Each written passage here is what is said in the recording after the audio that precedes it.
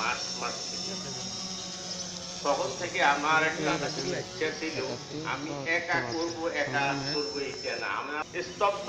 তখন উনি আমাদেরকে সাহায্য সহানুভূতির হাত বাড়িয়ে দিয়েছেন এবং নানান রকম কড়া কৌশল গভর্নমেন্টের নীতিমালা পরিবর্তন করেছেন।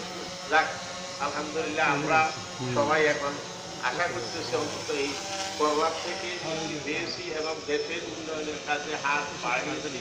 আপনারা আমাদের সেই হাতের এক হাত। আজ আপনারা এখানে 12,000 সরি মানে 24,000 হাত আমার পরিবার। আপনারা আমার পরিবারের একটা সদস্য। আমার পরিবার, আমার 2 ছেলে, আমার স্ত্রী, এর সাথে আপনারা আমার 12,000 শ্রমিককে কর্মকর্তা কর্মচারী মনে করি।